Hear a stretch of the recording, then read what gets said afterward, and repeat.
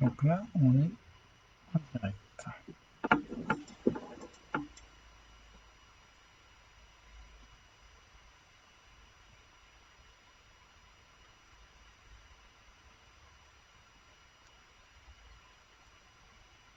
Voilà, le lien qui s'affiche. Donc, toi, il faudrait que...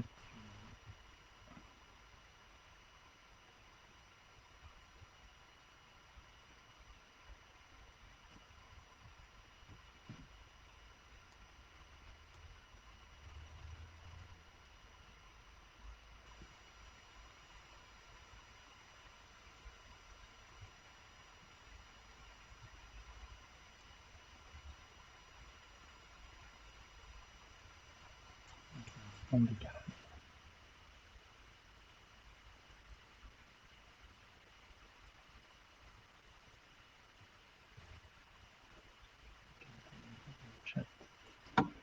Bonsoir Aurélie. Alors, on n'est pas prêt, je pense que ça doit se voir. En même temps, on est un petit peu en avance. On est en train de se caler rapidement sur les aspects techniques. Et puis, et on va commencer en fait à 21h pile à mon avis. Et donc pour l'instant, bon, là je vois qu'il y a une personne. Bonsoir Aurélie.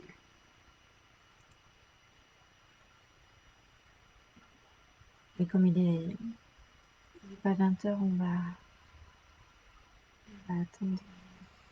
Il n'est pas 21h. On va attendre un petit peu.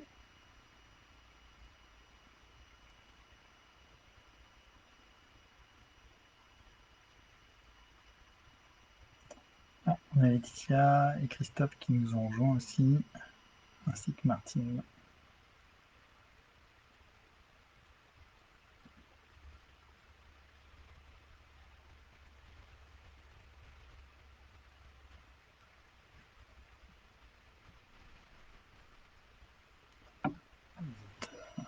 Tous bien en avance.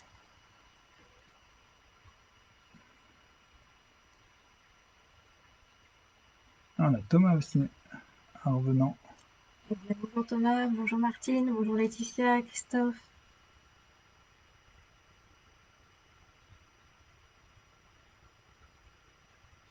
Pas forcément tous les noms qui s'affichent. Bien, pourquoi ça ne s'affiche pas là-dessus? Ah, il y a Vincent aussi. Salut Vincent. Alors ce soir, Vincent, on n'hypnotise pas, hein. C'est pas prévu en tout cas. Alors ce qui est bien, c'est qu'on a deux chats différents avec des contenus différents. Bon, ça c'est notre premier webinaire Facebook, donc forcément tout n'est pas au point. J'espère que vous nous entendez bien. Enfin, précisez-nous si on est clair au niveau du son. Je pense que oui, mais juste pour en être sûr.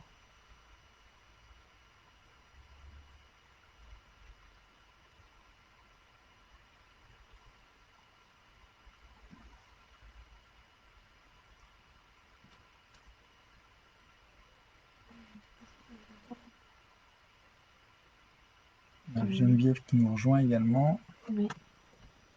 Est-ce que tu crois qu'on est assez content? Est-ce que tu fais... Ah bah il y a Franck aussi. Salut Franck. Alors je pense que donc là vous êtes déjà 17 en ligne. On n'attaque pas les noms de tout le monde au fur et à mesure. Donc si j'oublie des gens, excusez-nous. Vous avez compris qu'il y avait un certain décalage temporel, donc ce qui fait que des fois je vais répondre avec pas mal de retard. On a Marido qui nous rejoint aussi également. Et vous êtes super en avance, il nous reste encore 5 minutes. Et on commencera qu'à 21h. Bonsoir tout le monde, est-ce que quelqu'un peut nous dire si vous nous entendez? Ouais, ce serait cool si vous pouviez nous faire ce retour.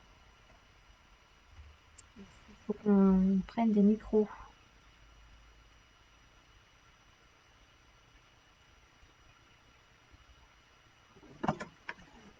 Je pense qu'ils nous entendent.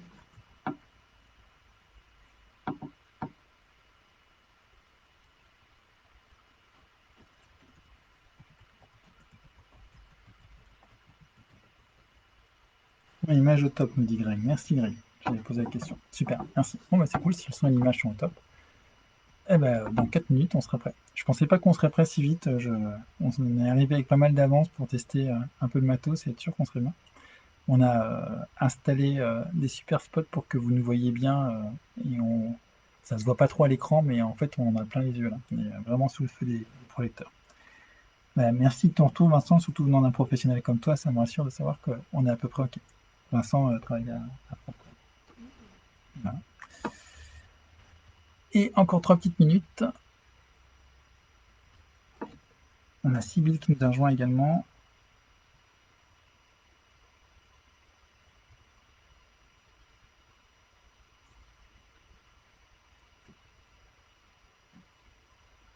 Nathalie.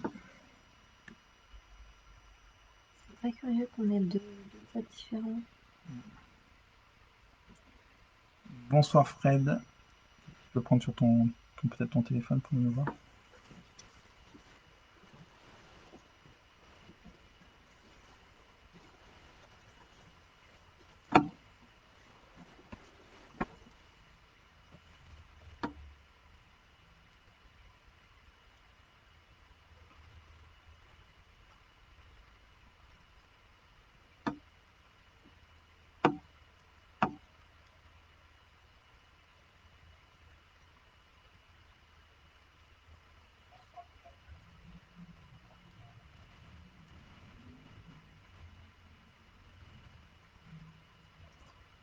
Bonsoir Christine.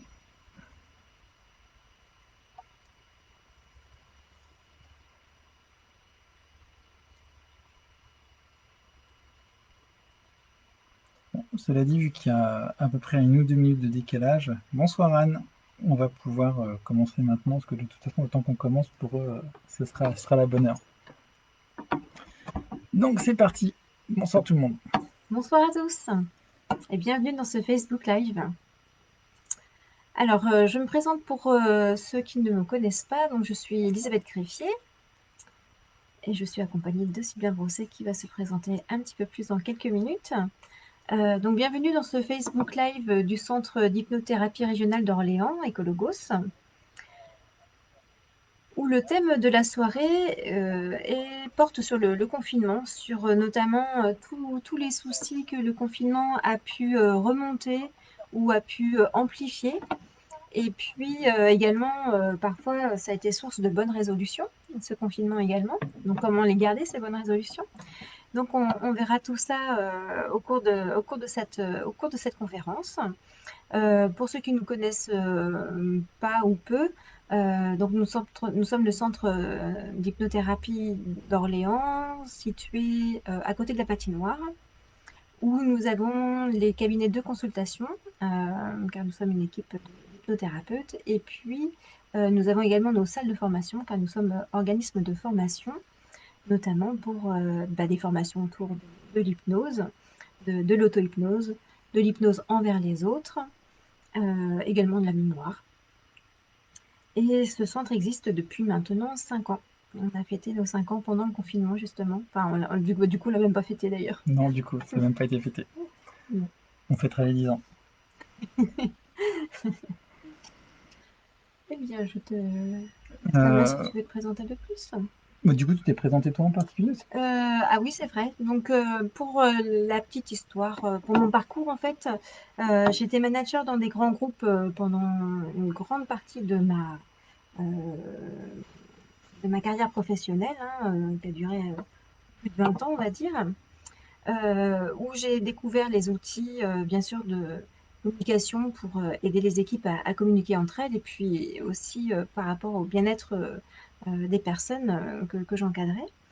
Cela m'a amené en partie à l'hypnose, et puis ce qui m'a amené de manière encore plus rapide à l'hypnose, c'est que j'ai eu un problème de santé il y a une dizaine d'années maintenant.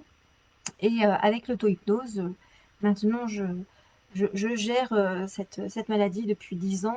Quand j'ai notamment des vertiges, des acouphènes qui apparaissent, un petit coup d'auto-hypnose et ça me laisse tranquille pendant plusieurs mois. Donc je suis bien contente d'avoir ces outils-là. Et puis, suite à cet incident, j'ai vraiment utilisé l'auto-hypnose de plus en plus. Je l'ai introduit aussi de plus en plus dans mes pratiques de manager.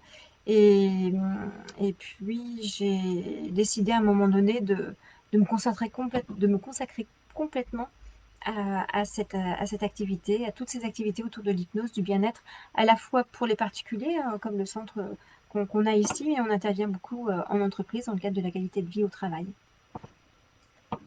Et donc moi, c'est Sylvain Brosset. Bonsoir à celles et ceux qui nous ont joints entre-temps. Alors je suis entrepreneur, formateur en hypnose thérapeutique, je suis consultant en hypnose et j'ai, comme Elisabeth, une longue carrière dans le monde de l'informatique avant, et donc des grandes entreprises. Ce qui fait qu'aujourd'hui, on est aussi bien pertinent pour travailler à- avec des clients particuliers qu'avec des grands groupes.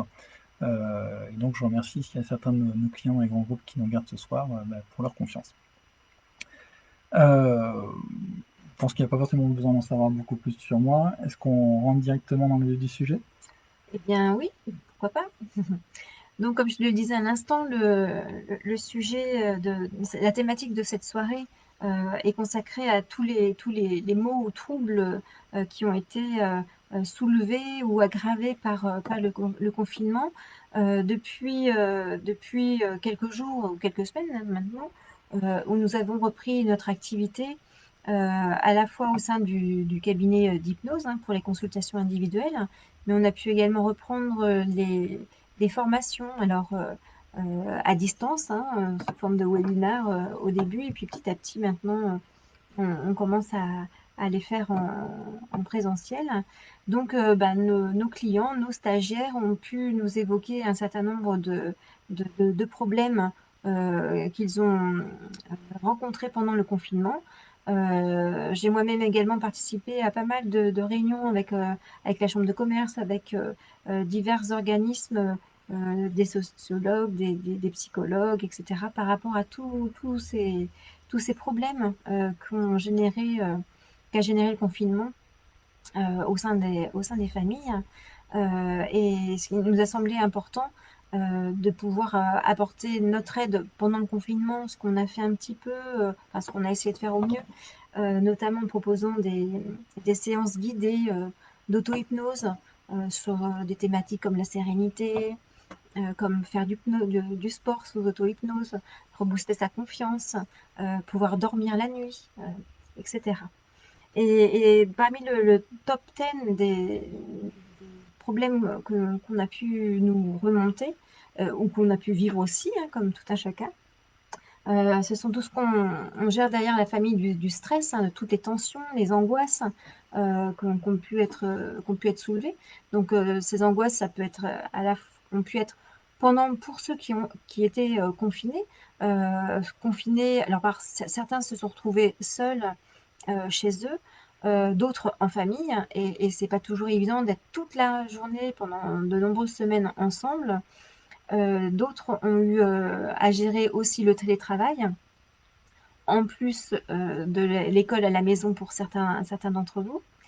Et puis, d'autres se sont retrouvés d'un seul coup à ne plus avoir d'activité alors que ce sont des gens débordants d'énergie ou d'activité professionnelle, avec cette possibilité de ne sortir que pendant 1 heure, ce qui a été très, très difficile pour beaucoup d'entre vous. Donc il y a eu beaucoup d'angoisse, beaucoup de stress qui ont été générés, ou voire amplifiés, qui ont été mis en évidence encore plus violemment parfois, de manière plus évidente encore, et qui ont généré eux-mêmes aussi d'autres troubles. Bien souvent, le stress va s'impacter dans le corps et va générer un certain nombre de troubles, notamment des impacts au niveau du sommeil, des impacts au niveau du tabac. Certaines personnes ont repris le tabac alors qu'elles avaient arrêté depuis plusieurs années. Sur le comportement alimentaire également. Il y a eu beaucoup de personnes qui nous ont contactés par rapport à ce comportement alimentaire qu'ils n'ont pas pu bien gérer pendant ce confinement. Et quelque part, le stress va générer aussi des pulsions internes. Et ce sont euh, avec l'hypnose, ce sont ces outils, enfin, ce sont ces mécanismes on va décoder qui amènent souvent le stress, les tensions internes, les angoisses à se manifester de différentes manières psychosomatiques par des comportements ou même des manifestations physiques sur le corps, hein. Ça peut être de l'eczéma, ça peut être des boules au ventre, dans la gorge, des migraines ou autres. Dans ce qu'on nous a évoqué également, la patience avec les enfants pour les aider à leurs devoirs, de s'improviser professeur ou instituteur, c'est pas forcément facile, surtout quand on a plusieurs enfants avec des programmes différents. Et puis, dans les mots qui ont été beaucoup remontés aussi, c'est la peur d'attraper la maladie pour soi-même, mais surtout bien souvent, ce qu'on nous évoque aussi, c'est pour son entourage, la peur de transmettre à ses voisins un peu plus âgés ou de le transmettre à sa famille. Et l'inquiétude aussi des parents qui sont un peu loin, qui sont un peu âgés, auxquels on ne pouvait pas rendre visite. Donc ça a généré aussi beaucoup, beaucoup d'inquiétudes hein, pour la famille, notamment par rapport à nos parents, nos oncles, tantes, ou les personnes qu'on connaît autour de nous qui sont âgées, ou certains d'entre nous qui ont aussi des fragilités, qui ont des, euh, qui sont considérés à risque, on va dire, par rapport à cette épidémie. Donc, du coup, beaucoup d'inquiétudes par rapport à la santé également, remontées. Et puis bon, on a bien sûr aussi dans la partie plus dramatique, il y a eu des deuils à gérer. Donc ça a été très très difficile parce que très très soudain et euh, l'hypnose peut aussi accompagner par rapport à ça. Euh, et la reprise du travail, parce que le confinement maintenant est terminé, on reprend petit à petit au fur et à mesure des semaines le travail ou les activités. Et là, on fait face à des changements d'organisation dans les entreprises auxquels on n'était pas forcément préparé. Elles-mêmes, les entreprises euh, comment dire, interagissent au fur et à mesure, hein, elles improvisent, donc c'est pas tout. Il y a beaucoup de zones d'incertitude qui est difficile à gérer, à la fois pour les collaborateurs, pour les managers ou même les responsables d'entreprises, grandes ou petites, qui se posent beaucoup de questions sur leur trésorerie, sur la reprise de l'activité. Ça génère également beaucoup d'inquiétudes. Aussi l'inquiétude par rapport à cette surcharge de travail parfois qui est générée par rapport à ces 2 ou 3 mois d'arrêt. Donc ça fait beaucoup de choses à gérer. Et puis pour terminer sur une note positive, hein, aussi, on a des personnes qui sont venues nous contacter pour nous dire, bon, ben, c'est très bien, moi j'ai pris des bonnes résolutions, je me suis remis au sport, ou alors je me suis mis à la lecture, à la peinture, je me suis mis à la méditation. Et je voudrais ne pas retourner dans cette spirale infernale du boulot dodo et de plus penser à moi alors que je m'étais accordé un petit peu de temps ou du temps pour faire la cuisine avec ma famille. Et comment je peux garder ces bonnes résolutions? Comment je peux faire en sorte de ne pas retourner dans cette spirale infernale? Et donc là aussi, on verra que les outils d'hypnose sont très appropriés pour tout ça. Du N'est-ce coup, pas, là, Sylvain? c'est à moi, là. Voilà. Donc Sylvain, en quoi l'hypnose peut nous aider? Comment fonctionne l'hypnose et du coup, par rapport à tout ce qu'on vient de citer, comme tous ces troubles ou ces volontés hein, de bonne résolution, comment et comment fonctionne l'hypnose pour que ça puisse être une aide vraiment utile et efficace? Ok. En fait, déjà, pour qu'on puisse parler de ça, il faut savoir un petit peu de quoi on parle. Et souvent, quand derrière tout ça, il y a des angoisses et des peurs. Et savoir ce que c'est qu'une angoisse et des peurs. Et donc, on va aller chercher un peu le pourquoi, mais pas pourquoi est-ce que j'angoisse ou pourquoi est-ce que j'ai peur à ce moment-là, mais pourquoi est-ce que ça fonctionne de cette manière-là. En fait, nos angoisses et nos peurs, vous le savez, et c'est pour ça que la plupart d'entre vous, vous êtes intéressés par l'hypnose, et je sais qu'une bonne partie d'entre vous sont déjà étudiants chez nous, c'est que tout ça, c'est généré par notre cerveau. Comment notre cerveau, il fait pour générer tout ça? Et pour ça, on va essayer de voir un petit peu comment fonctionne notre cerveau. Alors, ce que je vais vous proposer là, c'est un modèle de fonctionnement du cerveau, hein. C'est quand même une réalité en soi, mais c'est le modèle de fonctionnement que je vais vous proposer. Ça, c'est quelque chose qu'on ne va pas pouvoir vérifier dans le cerveau, dans la mesure où si on démonte le cerveau, on ne va pas pouvoir que ça fonctionne comme ça.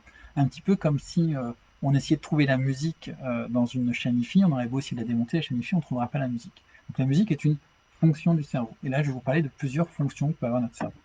Notre cerveau, la manière dont on a voulu dans notre éducation, et surtout dans notre éducation occidentale, on a tendance à vouloir modeler notre cerveau. J'ai envie de dire, tout ce qui est lié à l'éducation, à la formation, va modeler notre cerveau sous un angle très rationnel. On apprend à analyser, à compter, à calculer, à lire, mais on apprend à utiliser notre cerveau beaucoup sous l'angle de la raison.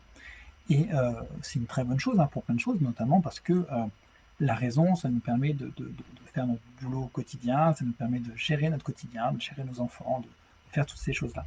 Le problème, c'est que la raison, elle a ses limites. Et que comme notre cerveau est une magnifique boîte à outils, et que dans cette boîte à outils, à un moment donné, on a sorti un gros marteau et on a dit le marteau, c'est le meilleur outil qui puisse exister, donc on va tout faire avec cet outil.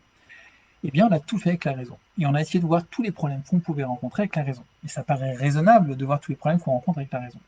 Le problème, c'est que si vous avez justement un problème émotionnel comportemental, et quand on parle d'angoisse et quand on parle de peur, on parle bien de problème émotionnel, eh bien, essayer de régler un problème émotionnel avec la raison, ça ne fonctionne pas.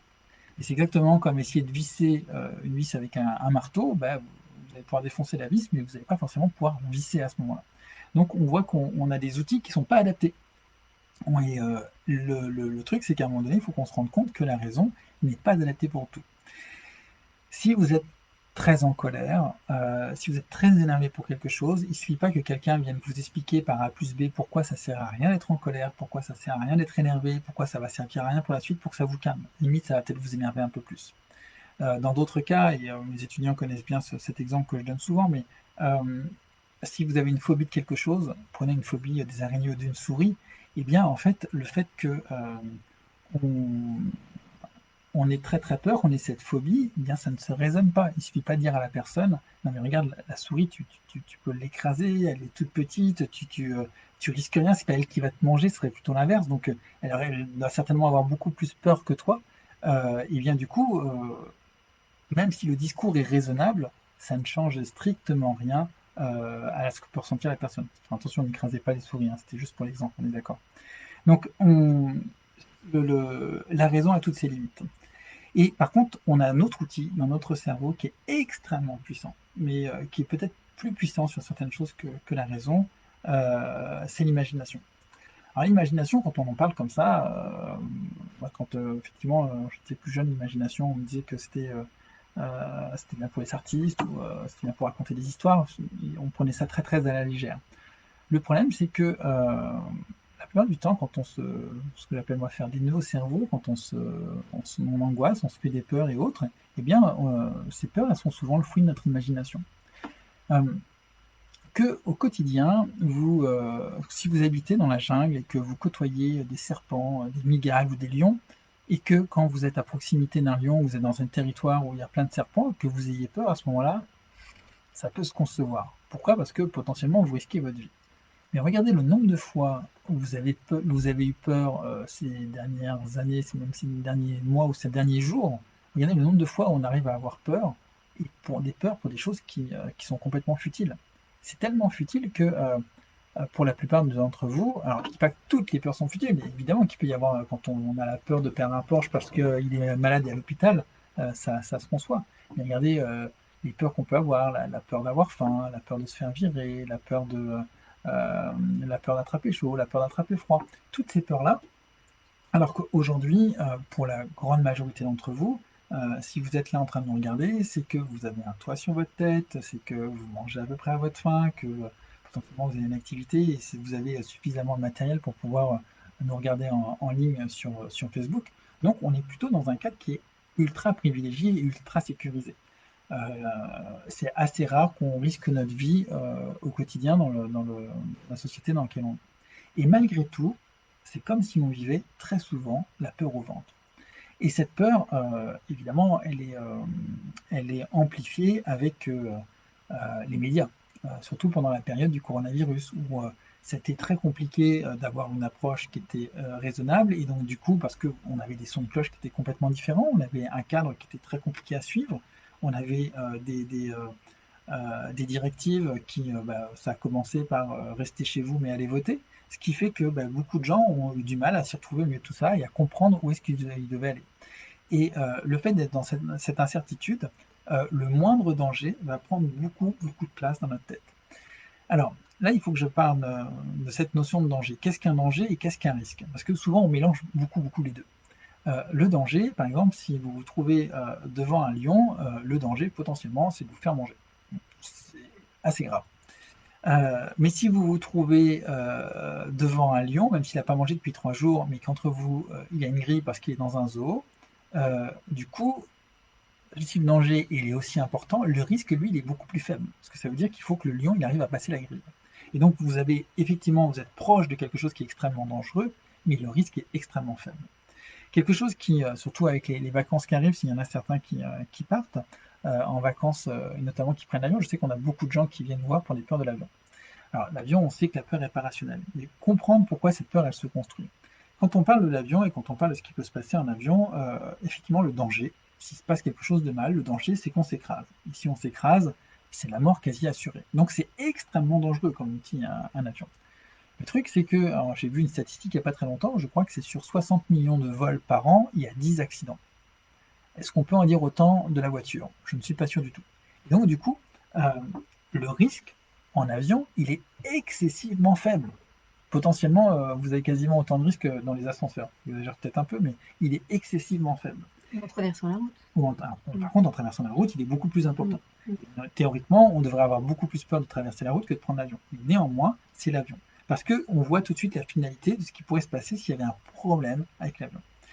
Et c'est là qu'on va commencer à pouvoir vous donner quelques premiers outils. C'est que dans votre tête, quand vous avez peur de quelque chose, commence à prendre beaucoup de place dans la tête. C'est comme si cette idée, elle devenait envahissante. Euh, pour ceux qui ne voient pas forcément de quoi je veux parler, vous allez comprendre comment une idée peut prendre beaucoup de place dans la tête. Imaginez que vous êtes en train de faire une apnée en piscine.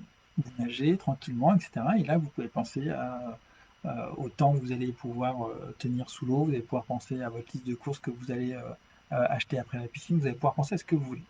D'un seul coup, vous allez commencer à plus avoir d'air. Donc vous allez vous dire au milieu de toutes ces pensées, bon, bah, il va falloir que je commence à remonter. Et imaginez que quand vous remontez, il y a une sorte de tapis de bain qui vous empêche de remonter. Et que là, vous n'arrivez pas à retrouver l'air libre. Et bien à ce moment-là, il est impossible pour vous de penser à autre chose que il faut que je trouve de l'air, il faut que je trouve de l'air, il faut que je trouve de l'air. Et ça prend toute la place dans votre tête. Et donc la plupart de vos peurs, alors c'est un réflexe qui a certainement été très utile dans l'évolution de l'espèce humaine, mais dès que la peur elle est importante, dès que le danger nous semble important, il prend beaucoup de place dans notre tête. Et quand je dis que ça prend la place dans la tête, regardez, imaginez, faites-vous essayez si vous avez une peur en particulier, alors je ne sais pas quelle peur, mais si vous avez une peur de l'avion par exemple, bien regardez la place que ça prend dans votre tête, cette peur de l'avion. Essayez de la schématiser, cette place qu'il y a dans votre tête. Essayez d'avoir ce film ou cette image de la place que ça prend dans votre tête. Et ça, c'est l'image que vous allez avoir, c'est l'image du danger. Directement, parce que c'est énorme le danger. Et maintenant, ce qui serait intéressant, c'est que cette image, qui a l'air énorme, eh bien, j'allais dire, vous la multipliez avec plutôt vous la divisiez avec euh, le risque que vous allez prendre. C'est-à-dire que le risque potentiellement, il est très léger. Et donc si on multiplie 10 chances sur 60 millions par le risque de mourir, bien du coup ça nous fait par le danger de mourir, pardon, et bien ça nous fait un risque qui est tout petit. Et là, dans votre tête, vous pouvez vous amuser à juste réduire l'image. Alors vous n'avez pas besoin de faire le calcul, hein, on est d'accord que faire un calcul, c'est pas forcément si évident et que vous ne pouvez pas faire le calcul à chaque fois. Mais souvent, au doigt mouillé, vous êtes capable de voir le risque que vous allez prendre. Et ne serait-ce qu'à partir de vos expériences passées. Euh, Regardez le nombre de fois où vous avez eu peur de faire je ne sais quelle action, et que pourtant vous avez fait à chaque fois cette action-là, et votre peur, elle ne s'est jamais concrétisée. Et ça vous donne déjà un début d'idée de, bah oui, on est toujours en vie, on est toujours en bonne santé, on va toujours bien, donc on n'a aucune raison de donner plus d'importance que ça à cette peur. Et donc, vu qu'on n'a pas plus de raison que ça de donner d'importance à cette peur, eh bien, vous pouvez vous amuser à réduire cette peur. Imaginez, alors, effectivement, les quelques exemples que je vais vous donner là, ils vont peut-être être accessibles à 80% de la population. Ce que je veux dire, c'est que si on avait des formules magiques qui fonctionneraient absolument avec tout le monde, on n'aurait pas besoin d'hypnothérapeute déjà, il suffirait de mettre une vidéo sur YouTube qui vous dise comment vous devez faire les choses pour les changer. Malheureusement, malheureusement ou heureusement, je ne sais pas, c'est un tout petit peu plus complexe que ça, mais il y a des techniques qui vont fonctionner à peu près avec 80% des gens. Focalisez sur le danger que vous avez en tête, celui qui prend toute votre place et celui qui est responsable de votre peur. Et ce danger-là, diminuez-le. Diminuez-le de plus en plus, de plus en plus, de plus en plus. Si pendant le confinement, une de vos peurs, c'était que vous dire moi, le fait de pas avoir suffisamment, de gagner suffisamment d'argent pour nourrir vos enfants, euh, eh bien, regardez la place que ça prend dans votre tête et comment ça se traduit. Est-ce que vous voyez déjà vos enfants dans la rue tendre la main, etc. En général, non, on n'a même pas cette image-là. C'est-à-dire que on se fait un film, mais c'est un film qui est très très flou. On va même pas jusqu'au bout du film. On ne sait même pas de voir si le film est cohérent. Alors là, concrètement, par exemple, dans notre tête, faut s'imaginer, par exemple, un ballon qui réduit, réduit, réduit, ou une boule qui réduit, réduit, réduit, ou un curseur qui se baisserait et Enfin, qui se démultiplierait par rapport à... une technique que j'aime bien, moi, c'est de projeter la peur sur un écran. Imaginez que vous ayez un écran, alors soit devant vous, soit dans votre tête, vous projetez la peur sur un écran. Et cet écran, eh bien, un peu comme si vous aviez une télécommande, ou vous aviez un Photoshop, ou ce que vous voulez, eh bien, vous réduisez l'image, la taille de cet écran dans votre tête. Et en réduisant cette image, vous réduisez potentiellement la peur pour vous. Euh, Ce que je vous encourage à faire maintenant, hein, c'est si vous avez des peurs, faites-le en direct, hein, ça vous coûte rien du tout. Faites ce petit exercice, fermez les yeux si c'est plus facile pour vous, visualisez cette peur, projetez-la sur un écran et réduisez l'image. Réduisez-la, réduisez-la, réduisez-la. Et si, par exemple, vous ne voulez pas avoir plus de peur, je reprends l'histoire de l'avion et de la voiture, hein, c'est assez facile pour comprendre, et après, derrière, vous allez appliquer pour vous. Mais si je vois que ma peur de l'avion, pardon, elle prend toute la place dans ma tête et que la peur de ma voiture, moi j'ai quasiment pas peur, c'est un tout petit truc au fond de ma tête, eh bien je vais réduire la taille de la peur de l'avion pour qu'elle soit pas plus grosse que la taille de la peur de la voiture, peut-être pas encore plus petite. Et puis ensuite, je vais aller ranger cette image juste derrière l'image de la peur de la voiture. Amusez-vous à faire ça avec quasiment n'importe quelle peur. Et puis dites-nous en commentaire dans le direct là, si ça fonctionne. Alors, en général, il y a un bon moyen de voir si ça fonctionne. Euh, Avant de commencer, projetez-vous dans la situation qui vous fait peur. Si rien que d'imaginer la situation qui vous fait peur, vous commencez à ressentir la peur, c'est un très très bon indice. Faites le petit exercice, donc vous projetez ça, vous diminuez, vous le mettez un peu plus en arrière ou ailleurs, peu importe, et ensuite vous vous projetez de nouveau dans la situation. Si quand vous le projetez par imagination, vous ne ressentez plus de peur, ben, c'est que l'exercice il est réussi. Et je vous encourage à prendre quelques minutes pendant que on continue les explications sur la peur et le danger, euh, de prendre quelques minutes pour faire cet exercice et de nous dire en commentaire si vous arrivez à diminuer une peur ou une autre. Et là, quand tu disais, bon, globalement 80% des personnes, hein, on n'a pas de chiffre exact, mais pour les enfants, on constate que c'est bien plus haut, parce que les enfants, ils ont un imaginaire tellement développé que ce type de technique, il marche vraiment Ah oui. beaucoup, beaucoup. Et en fait, une des difficultés qu'on a chez l'adulte, c'est que le cerveau est tellement formaté pour être rationnel que il a du mal à aborder des problématiques, enfin des problèmes de manière imaginaire. Je me rappelle d'un jeune homme, il n'était pas vieux, hein, il avait 18 ans, mais il était passé un peu par le même type de parcours que moi, classe scientifique, et donc l'esprit bien carré, mais potentiellement bien rigide aussi sur certains points. Et il me venait pour des angoisses. Et vous allez voir que ce que je vais vous parler sur les angoisses, c'est peut-être des angoisses que vous avez pu ressentir, soit pendant le confinement, soit post-confinement. Et un truc classique en angoisse, c'est la fameuse boule au ventre. Il avait la boule au ventre. Et quand je lui ai dit, bah, écoute, on va faire un petit exercice pour diminuer cette boule au ventre et puis l'enlever, alors je commence à lui faire visualiser cette boule, lui dire, ok, cette boule est de quelle couleur, comment tu la ressens, etc.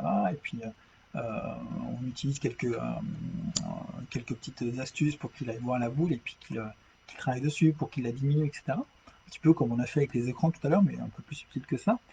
Et au bout d'un moment, il ouvre les yeux, il arrête, il me dit non, c'est n'importe quoi, c'est pas juste parce que je vais imaginer que j'ai plus cette boule au ventre que je vais plus l'avoir.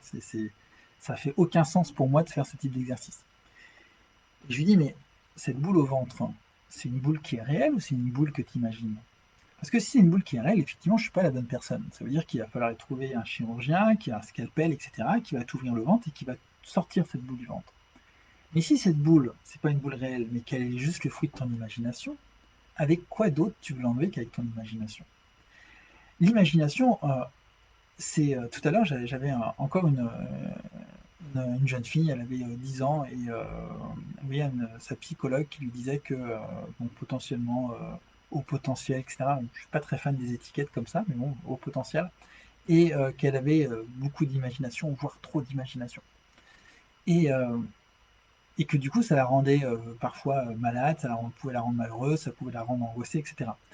Est-ce que le problème, c'est d'avoir trop d'imagination, ou est-ce que le problème, c'est de ne pas savoir bien l'utiliser?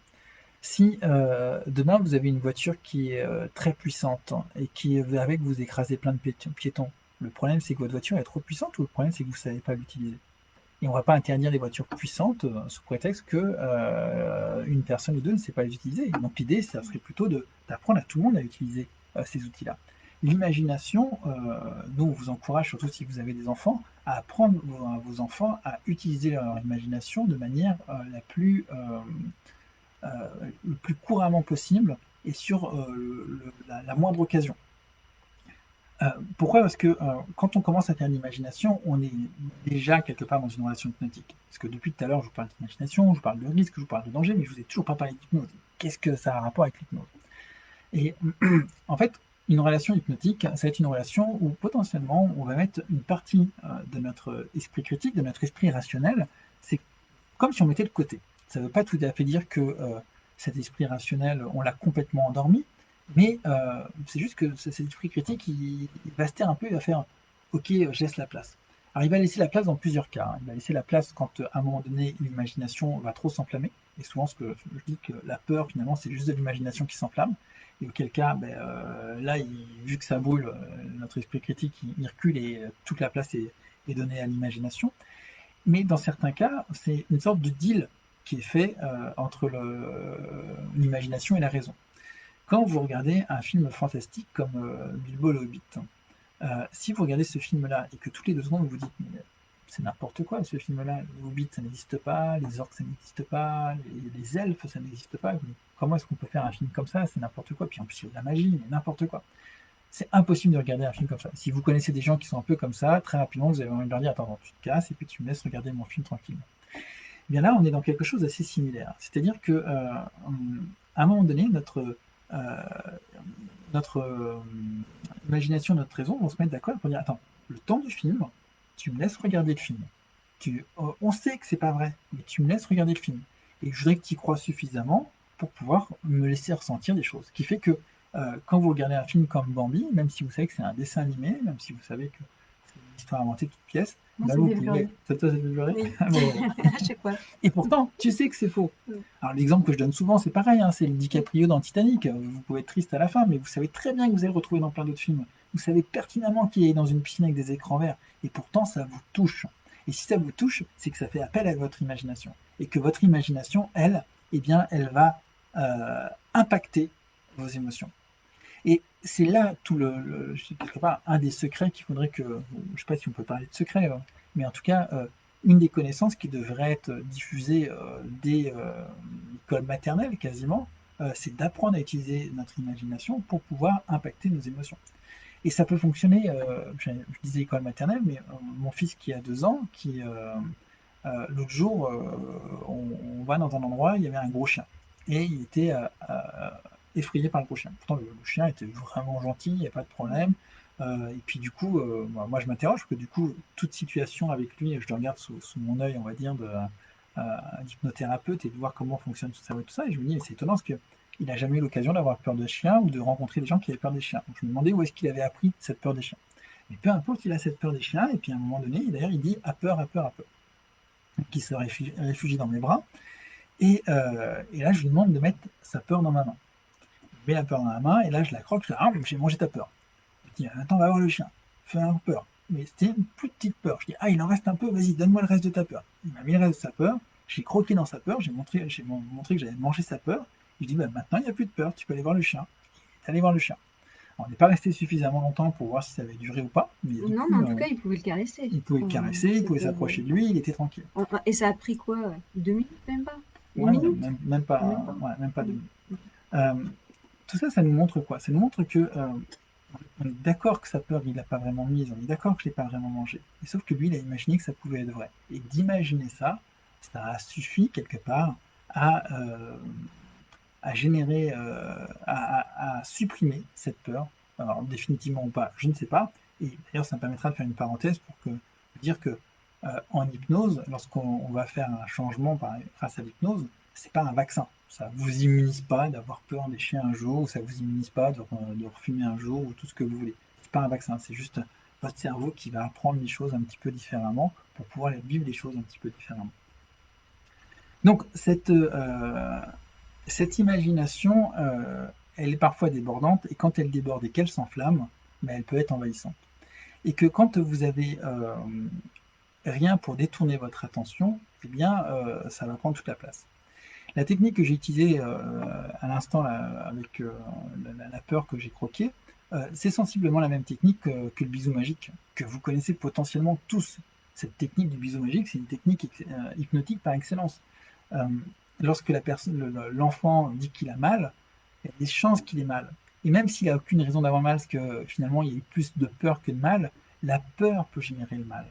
Euh, La peur peut générer la douleur. Complètement. Quand vous regardez, je sais pas moi, un film à la télé qui vous prend vraiment, vous vous reconnaissez dans le héros et qu'à un moment donné, ce héros, il se fait torturer, mais vous avez mal pour lui. Vous ressentez pas les mêmes douleurs que lui, mais potentiellement, ça peut vous faire mal aussi. Euh, C'est-à-dire que votre imagination, non seulement elle va avoir un impact sur vos émotions, mais elle peut avoir un impact sur vos sensations. Quand on a une boule au ventre, cette émotion d'angoisse, derrière la boule, c'est une sensation d'avoir une boule au ventre. C'est-à-dire que on a une sensation au ventre, dans notre chair, qu'il y a quelque chose. Et des fois, quand on en a plein la tête, eh ben, on a l'impression que notre tête, elle va exploser. On a l'impression d'avoir un étau sur la tête. Et c'est une sensation réelle. Quand Qu'est-ce qu'on peut avoir comme autre sensation? Et quand on prend des choses qui vont être plus légères, hein, comme une émotion de joie et de bonheur, on a la sensation d'avoir le cœur léger, on a la sensation de se sentir tout léger, de se sentir plus grand. Et à partir du moment où on comprend quelque part que nos émotions, finalement, c'est ni plus ni moins qu'un assemblage de sensations. C'est-à-dire que chaque émotion, en fait, vous pouvez, euh, prenons la peur, parce que c'est une émotion qui est malheureusement très répandue. Quand vous avez peur, vous pouvez potentiellement avoir le cœur qui bat très très vite, et puis je vous parlais de la boule au ventre, et puis potentiellement aussi votre respiration qui devient plus compliquée. Euh, il faut avoir ces trois sensations-là pour que vous ayez peur. Si vous avez juste le cœur qui bat vite et la boule au ventre, c'est peut-être juste que, alors c'est pas de la peur, c'est peut-être juste une forme de léger stress par rapport à quelque chose. Et si vous avez juste le cœur qui bat vite, eh ben, c'est peut-être juste que vous avez couru ou que vous êtes amoureux. Et donc, juste euh, une sensation ne suffit pas potentiellement pas à définir une émotion.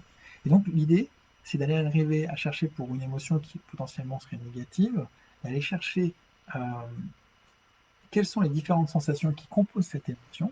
Et une fois qu'on a ces sensations qui composent cette émotion, dissoudre ces sensations pour que derrière on puisse dissoudre l'émotion. Et parfois il suffit de dissoudre une des sensations pour que l'émotion elle se dissolve derrière aussi. Parfois vous avez des émotions qui ne s'appuient que sur une seule sensation, et dans ces cas-là, il faut dissoudre cette sensation-là.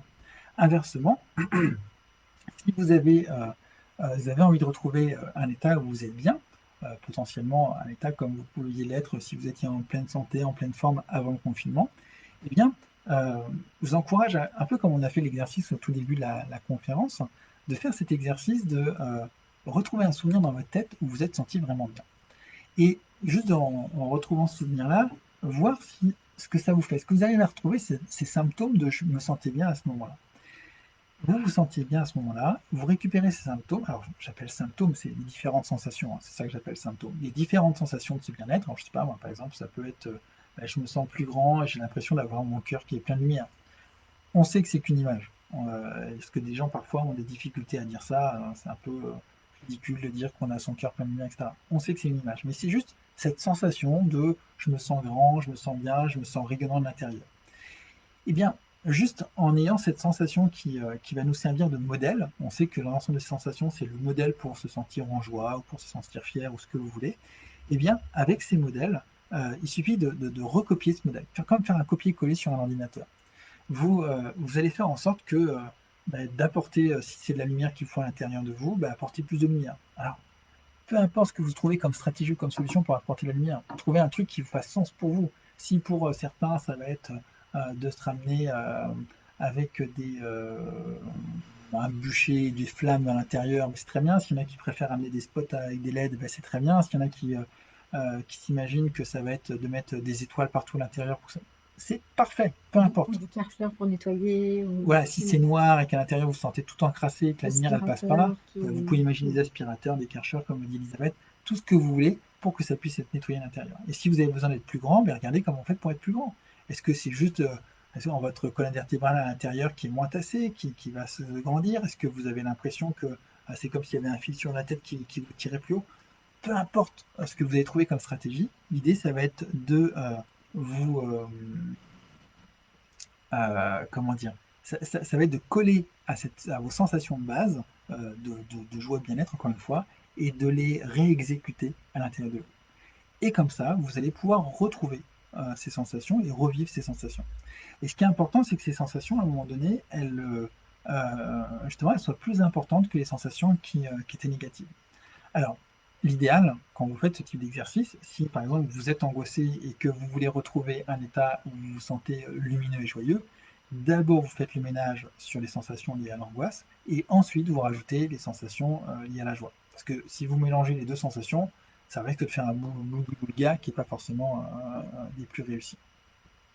en gros, de retirer la boule au ventre ou à la gorge ou le nœud qu'on a dans l'estomac.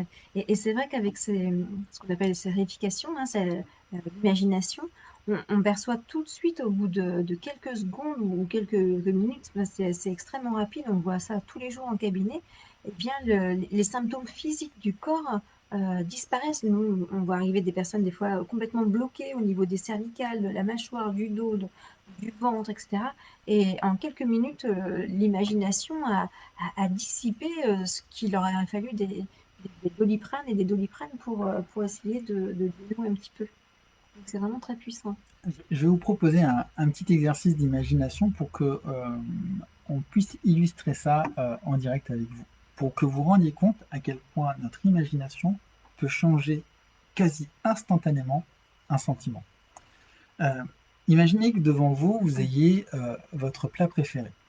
Et vraiment, imaginez le truc qui, dès que vous en voyez, vous avez envie d'y goûter. Votre petit péché mignon, ce petit truc qui fait que Tu vas me donner faim, toi? donc ça ferait quoi? Ça ferait la bière et un petit morceau de comté, c'est ça? Ouais, ça peut être pas mal. Donc imaginez ce petit péché mignon. Il est devant vous, et moi je vous dis, bah voilà, ce petit péché mignon là, il est pour vous, vous pouvez le manger. J'espère que là, rien que d'en parler, si vous arrivez à l'imaginer, je vous demande vraiment hein, de l'imaginer. Euh, Potentiellement, ça peut commencer à vous faire saliver un petit peu, ça peut vous ouvrir un petit peu l'appétit. Eh bien, imaginez que je vous dis, attends, avant de manger, juste il faut que je te dise un truc, c'est que je crois que j'ai vu le vieux barbu qui est là-bas éternuer dessus tout à l'heure. Je suis pas sûr. En plein Covid, hein. Ah, en plein Covid.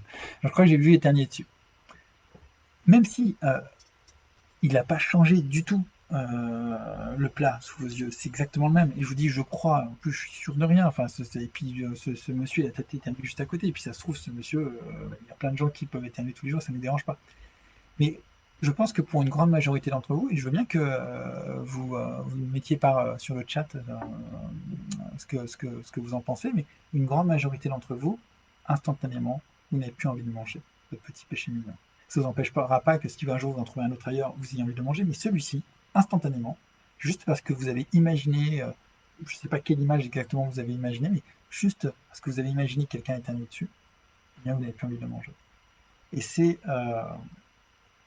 vous avez vu que c'est tellement instantané, ça marche pour ça peut marcher pour énormément de choses. Euh, Souvent, on s'imagine que pour aller mieux, il va falloir du temps.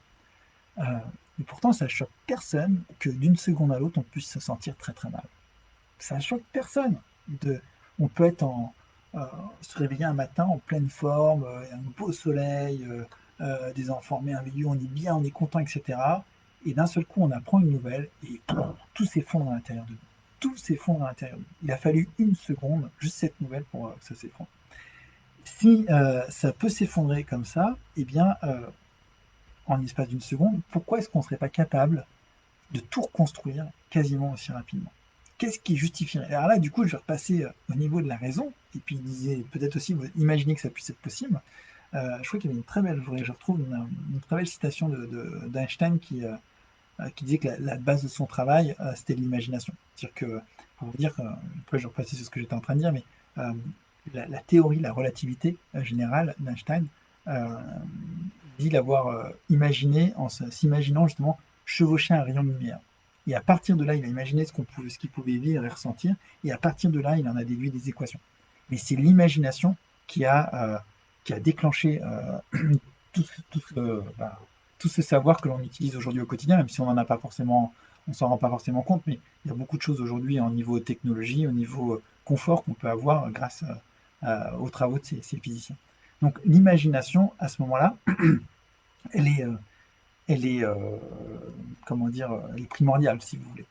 Donc ce que je vous disais, c'est que l'imagination, si, un problème, s'il est capable de survenir quasiment instantanément, potentiellement, on peut l'effacer quasiment aussi instantanément. Et ça marche pour d'autres choses, hein, pour les douleurs. Les gens pensent qu'il va falloir beaucoup de temps pour enlever une douleur. D'ailleurs, ils s'imaginent même qu'une douleur, c'est impossible qu'elle diminue. Pour une raison, je ne sais pas pour quelle raison d'ailleurs. Mais si vous dites, on fait un test, hein, ce fameux test du curseur en hypnose, si quelqu'un a une douleur et que vous dites, bah, tiens, on va mettre un petit curseur, vous le voyez, je pense, à l'écran, et puis bah, on va monter la douleur, est-ce que tu sens que ça fait plus mal? Oui, la personne, elle arrive à sentir que ça fait plus mal. Et donc, du coup, en redescendant, ça va faire moins mal. Mais si vous commencez le même exercice en disant, regarde, la douleur, on va la faire descendre, bah, potentiellement, ça risque de pas marcher parce que dans la tête de la personne, c'est impossible qu'on fasse descendre la douleur juste comme ça. Il n'y a pas de raison. Et pourtant, d'imaginer qu'on ait plus mal, ça fonctionne. Donc, si ça fonctionne dans un sens, ça fonctionne potentiellement dans l'autre. Et c'est pour ça que on fait toujours le petit curseur de la douleur, d'abord en faisant un peu plus mal pour que la personne elle voit que le curseur fonctionne et donc elle pose la confiance dans le curseur et ensuite on va diminuer la douleur. Alors, si vous ne connaissez pas du tout l'hypnose, j'imagine que cette histoire de curseur ça peut être un peu flou et ça fait partie des nombreuses choses que l'on voit en formation à Ecologos, comme d'autres techniques. Hein, j'espère que les techniques déjà qu'on vous a proposées là, on a voulu imaginer cette conférence avec des techniques qui étaient le plus abordable possible et des choses que vous, non seulement vous n'avez pas besoin de faire d'hypnose, mais potentiellement vous n'avez même pas besoin de faire d'auto-hypnose. C'est des petites techniques que vous pouvez utiliser comme ça. Après, comme toute technique, elles vont avoir, on va dire, leurs limites. C'est-à-dire que à un moment donné, c'est pas que la technique a des limites, mais votre manière d'utiliser cette technique, elle va avoir des limites. De la même manière que vous allez utiliser n'importe quel outil, cet outil au début, bah, vous allez bricoler un peu, et puis à un moment donné, si vous n'êtes pas formé, bah, ça va avoir ses limites. C'est pour ça qu'avec Elisabeth, quand on a monté Ecologos, notre objectif, notre volonté la plus profonde, c'est de partager avec le plus grand nombre l'ensemble des outils que l'on connaît et qui nous viennent de plein de techniques. Parce qu'effectivement, on parle d'hypnose, mais vous avez vu que dans toutes les techniques que je vous ai données, ça va au-delà d'hypnose. L'hypnose, ça va s'appuyer sur un ensemble de préceptes, mais on va au-delà de ces préceptes-là pour pouvoir vous offrir un certain nombre d'outils qui peuvent être utilisés au quotidien, que ce soit avec vos familles, avec vos enfants, que ce soit aussi, parce qu'on a beaucoup d'instituteurs au propre avec vos élèves, avec tous ces gens qui travaillent dans le domaine de l'accompagnement de la personne, qu'on soit dans le domaine de la santé ou même dans le domaine de l'éducation. Et un de nos plus grands rêves, quelque part, ça serait aussi de pouvoir enseigner au sein des profs de l'éducation nationale ces rudiments, parce que euh, c'est pas si compliqué que ça. C'est vraiment à la portée de tout le monde. Et aux élèves eux-mêmes. Enfin, moi, je me dis, on devrait nous apprendre ça en primaire. Et c'est pour ça que former les profs pour qu'ils puissent former derrière les élèves, pour que dès notre plus jeune âge, on puisse maîtriser ce genre de choses. Euh, Reprendre le contrôle sur ses émotions, c'est reprendre le contrôle sur sa vie. Quand vous voyez que la plupart de ce que vous vivez de beau dans votre vie, ce sont des émotions, ce que vous vivez de terrible, ce sont des émotions, reprendre le contrôle là-dessus, mais ça vous change potentiellement complètement votre vie. Et régulièrement, on voit fleurir partout euh, des formations sur reconnaître ses émotions. C'est génial hein, de reconnaître ses émotions. C'est pas si simple que ça, et c'est un très bon début. Et c'est parce que vous reconnaissez une émotion que derrière vous arrivez à la changer. C'est comme beaucoup de thérapies qui sont très orientées sur le pourquoi. Pourquoi j'ai mal, pourquoi je suis. Et c'est pas parce que vous savez pourquoi vous avez un problème, pourquoi votre pneu est crevé, que vous allez pouvoir repartir en voiture derrière. Non, non, il va falloir que vous changez votre pneu. Et la grande question, elle est sur le comment. Et l'ensemble des formations qu'on propose avec Hologos, ça va être des formations qui vont être justement sur le comment, sur les outils, sur des choses qui vont être très très pratiques. Et ça ne veut pas dire que ce sera forcément les meilleurs outils du monde, ça veut juste dire que ça sera les meilleurs outils que l'on connaît aujourd'hui sur le moment. Notre objectif, et nous on continue de se former à longueur de temps parce que je sais pas, c'est une passion aussi, puis c'est presque un besoin chez moi. Mais si on continue de se former à longueur de temps, c'est pour pouvoir faire évoluer ces outils. Et peut-être que dans 10 ans, peut-être que dans 100 ans, les outils qu'on vous propose aujourd'hui seront complètement obsolètes, mais aujourd'hui, c'est certainement les outils les plus adaptés par rapport à nos besoins au quotidien. Et excusez-moi, petit. Là, l'idée, c'est pas d'éliminer nos émotions négatives. Nos émotions négatives, elles ont aussi des informations à nous donner, mais c'est de pouvoir, du coup, limiter ou contrôler leur niveau. La peur peut avoir une raison d'être dans certains cas. Si je dois me sauver parce qu'il y a un incendie, ben, cette montée d'adrénaline que va me provoquer une peur qui monte, ça va être super positif, hein. Mais cette peur qui est envahissante, là, elle va complètement me faire rater ma vie. Peut-être je vais saboter mes examens d'entretien, mes examens en cours, etc. Parce que j'aurai pas confiance ou parce que ma peur, elle sera complètement débordante. Donc là, l'idée, c'est de reprendre le contrôle sur les émotions négatives pour voir à quel niveau, justement, aller pour qu'elles soient le plus positif possible. Parce que quand elles ont des raisons d'être, la colère a aussi sa raison d'être et c'est important de pouvoir la ressentir, mais qu'elle reste au niveau qui est le niveau optimum pour nous, qu'elle nous donne l'information sans nous déborder et sans nous impacter négativement. La plupart du temps, la peur, elle nous bloque dans nos réalisations. Elle nous bloque même physiquement dans les mouvements qu'on peut faire. L'exemple le plus évident là-dessus. Imaginez que on mette deux parpaings au sol et une poutre dessus qui fait 2 mètres. Et on vous demande de marcher sur la poutre. Bah, j'imagine qu'une grande partie d'entre vous, vous êtes capable de marcher sur la poutre qui est à 20 centimètres au-dessus du sol et vous faites vos 2 mètres tranquilles. Maintenant, imaginez qu'on mette cette poutre à 20 mètres au-dessus du sol et que je vous demande de traverser la poutre sur 2 mètres. Vous avez su le faire à 20 centimètres du sol. Techniquement, il n'y a rien de, sauf s'il y a un grand vent, etc. Mais à circonstances égales, avec, comme on dit, toute chose égale par ailleurs, il y a juste la hauteur qui change. Vous êtes complètement capable de le faire. Et pourtant, une grande majorité d'entre vous, parce que vous êtes à 20 mètres au-dessus du sol et qu'il n'y a pas de fil, etc., eh bien, vous allez avoir peur de le faire. Et encore une fois, c'est le danger qui prend toute la place dans votre cerveau, alors que le risque, potentiellement, il est excessivement faible. Et d'ailleurs, en réalité virtuelle, même si on sait complètement que c'est une réalité virtuelle, hein, on a le masque, eh bien, on va avoir le même phénomène de peur qui s'installe, même si on sait que on est réellement qu'à 4 centimètres du sol et que ce décor est complètement fictif, hein. Donc, ce qu'on fait en réalité, ce qu'on fait en réalité virtuelle d'ailleurs, c'est un peu ce qu'on vous propose de faire quand on vous dit fermez les yeux et imaginez une situation où vous êtes en train de vivre tel ou tel événement. C'est quasiment la réalité virtuelle, sauf que c'est dans votre tête au lieu d'être très visuel sur le casque. Autant il y a des gens qui ont des difficultés à visualiser, donc ça peut se comprendre d'utiliser les outils de réalité virtuelle, mais autant pour beaucoup d'autres, votre cerveau, vous êtes bien équipé et votre cerveau vous suffit à changer beaucoup de choses. Et du coup, notre objectif finalement, ça va être de donner des cours d'utilisation du cerveau. Alors pas tout l'aspect rationnel, etc. L'éducation nationale, votre éducation en général, la vie, c'est chargé de formater cet outil rationnel, mais plutôt les autres outils qu'on a dans le cerveau, et que ces outils-là, vous puissiez les utiliser au quotidien pour faire votre bonheur et celui des gens autour de vous. Pour vous-même, pour le faire, voilà, sur vous-même, gérer vous-même vos émotions, votre volonté, enfin, ce que vous voulez mettre en place, hein, vos objectifs, hein. Et puis sur les autres, l'accompagnement des autres, l'exemple que tu donnais par rapport à, bah, déjà dès l'âge de 2 ans, on peut commencer à utiliser cet outil avec des jeunes enfants. Tellement même avant, hein.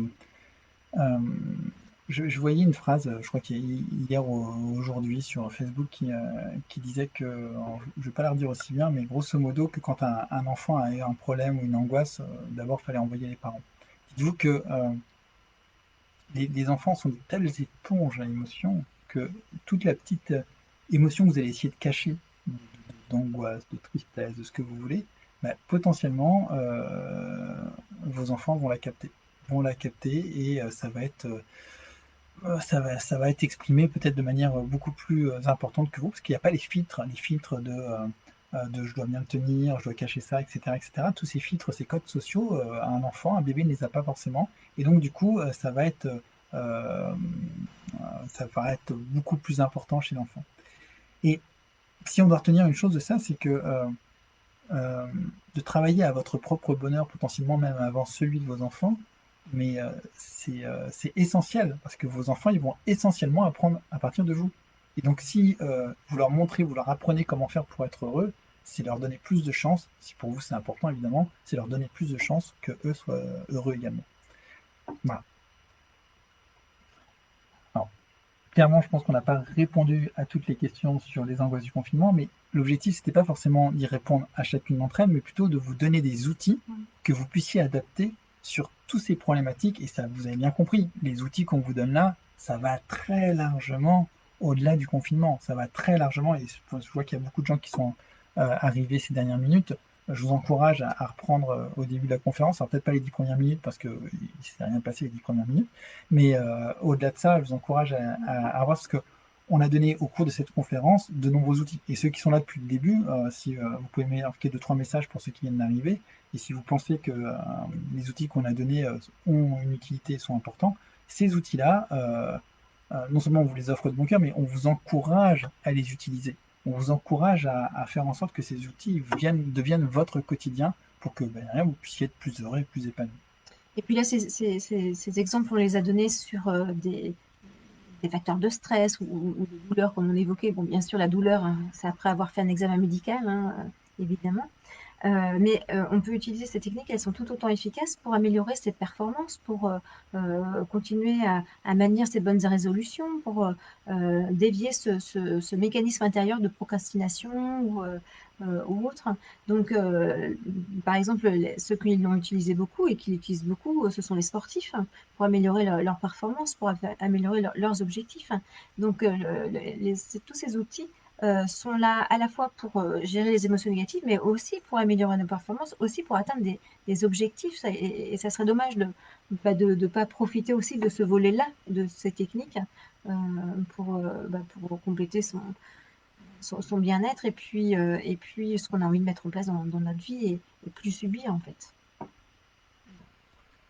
Est-ce que tu avais d'autres choses à dire sur ce Hum, sujet de ton côté? Eh bien, je pense qu'on a déjà fait un bon tour de ça euh, par rapport à ce qu'on voulait transmettre comme message. Donc, pour soi-même ou pour les autres, hein, d'avoir tous ces outils à disposition, de savoir comment fonctionne notre cerveau, certains biais cognitifs dont on peut être victime nous-mêmes et victime les gens qui sont en face de nous et pouvoir déjouer ces mécanismes hein, qui sont de vrais handicaps dans la vie. Alors je me dis que comme il reste 5 minutes, peut-être s'il y a quelques questions, peut-être on peut répondre à quelques questions en live de...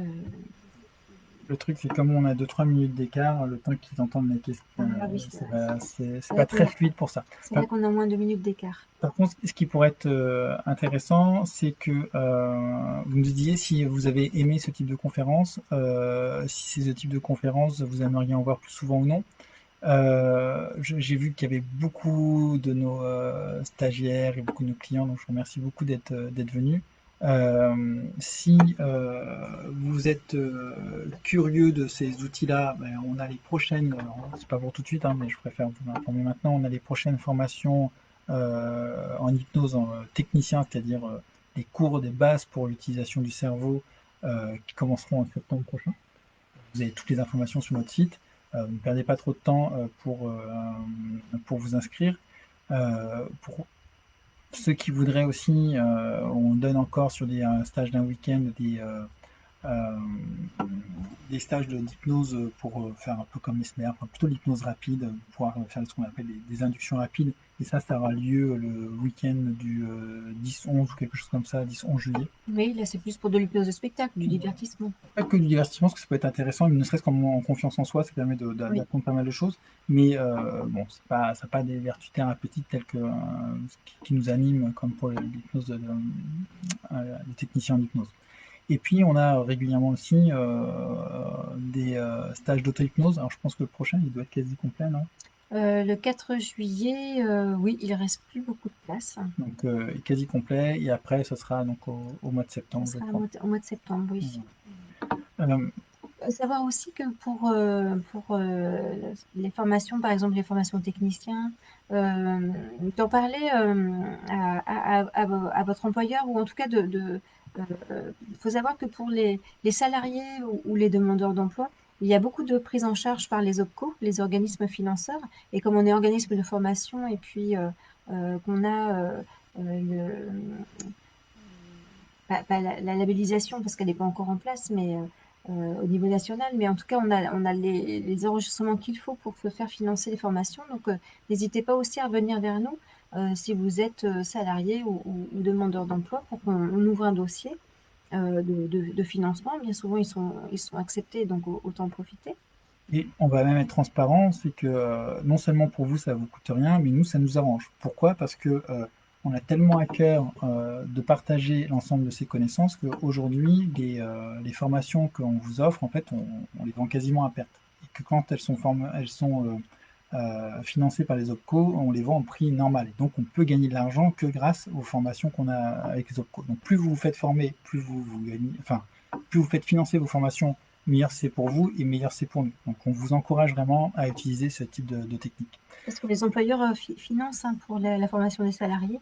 Et bien souvent, les crédits sont pas utilisés. Donc, ces outils-là qui sont quand même très utiles pour le travail comme la vie personnelle, autant se former dessus pour pouvoir les avoir à notre disposition quand on en a besoin. Alors Maud demandait si c'était via le CPF, c'était possible aussi. Non, pas par le CPF. Le CPF, c'est un autre dispositif. Et là, celui-là, on n'est pas encore accrédité, mais on est dans le dispositif des OPCO des employeurs, mais pas par le dispositif CPF. Voilà. Mais bon, a priori, la plupart des gens ont la possibilité d'utiliser le dispositif des OPCO, donc profitez-en. Merci à Madi qui nous fait ce petit témoignage sur la formation de technicien. Peut-être qu'il y en a d'autres qui ont fait des témoignages. Sachez que les témoignages, c'est super important pour nous.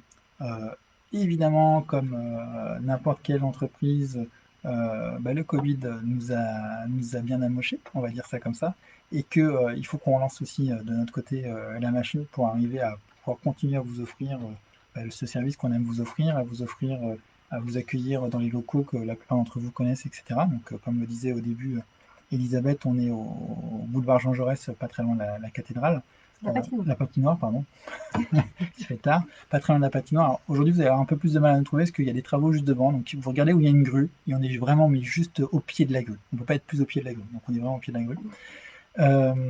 Donc, pour ça, tous les commentaires que vous pouvez faire ou sur Google ou ne serait-ce que parler de vos expériences, c'est vraiment des choses qui nous sont précieuses. Et puis, si ça vous a apporté à vous, autant qu'à nous, eh bien, autant le faire savoir pour que ça apporte autant aux autres aussi. Notre objectif, c'est de diffuser ça au maximum pour qu'on en profite et quelque part contribuer. Alors c'est notre petite contribution à faire que ce monde soit meilleur. Donc, si vous pouvez nous aider à contribuer, ce serait cool.